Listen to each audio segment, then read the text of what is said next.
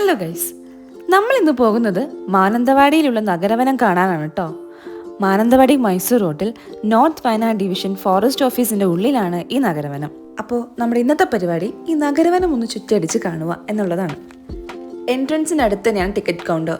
അഡൽട്സിന് 13, കുട്ടികൾക്ക് 15 ആണ് ഇവിടുത്തെ ചാർജ്. ഇതിന്റെ തൊട്ടടുത്താണ് നക്ഷത്രവനം ഉള്ളത്. ഓരോ നക്ഷത്രവും അതുമായി ബന്ധപ്പെട്ടുള്ള ഓരോ മരങ്ങളും നമുക്കിവിടെ കാണാൻ പറ്റും.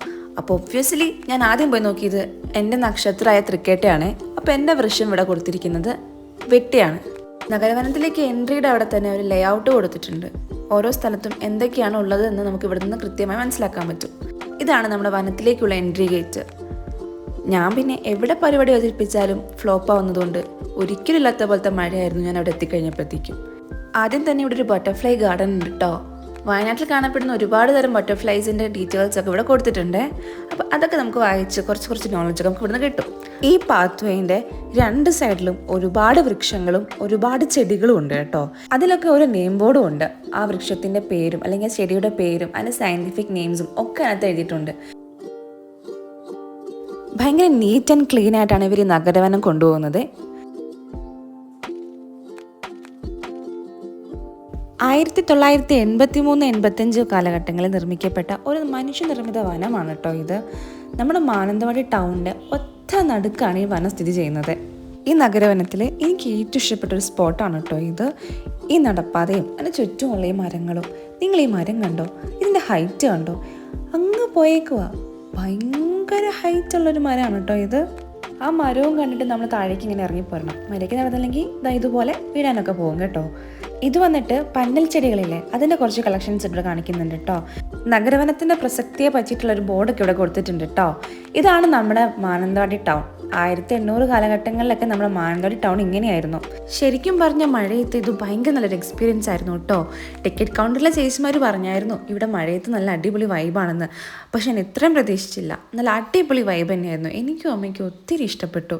ഇവിടെ ഒരു ക്യാൻറ്റീനുണ്ട്. ക്യാൻറ്റീൻ്റെ നേരെ ഓപ്പോസിറ്റായിട്ട് നമുക്കൊരു ട്രീ ഹൗസും കാണാൻ പറ്റും കേട്ടോ. ആദ്യം ഞാൻ കയറിയില്ല, പേടിയായിരുന്നു വഴുക്കുമെന്നുള്ളത്, മഴയല്ലേ. എന്നാലും ഞാൻ കയറി. പക്ഷേ അതിൻ്റെ ഉള്ളിൽ ഓൾറെഡി ആൾക്കാരുള്ളതുകൊണ്ട് ഞാൻ ഉള്ളിലേക്ക് കയറിയില്ല, ഞാൻ താഴേക്ക് ഇറങ്ങി. അതുകൊണ്ട് എനിക്ക് ആ വ്യൂ കിട്ടിയില്ല കേട്ടോ.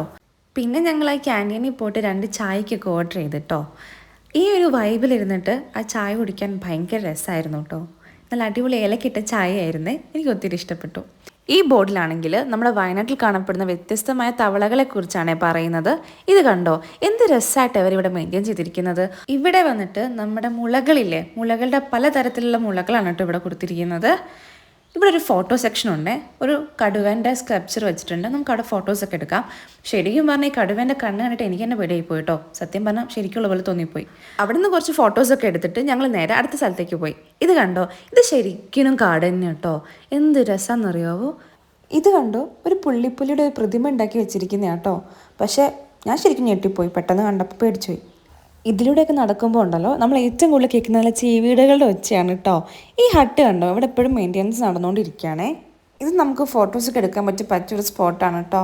അങ്ങനെ ഇതൊക്കെ കണ്ട് ഇങ്ങനെ നടക്കാൻ നല്ല രസമുണ്ടായിരുന്നേ.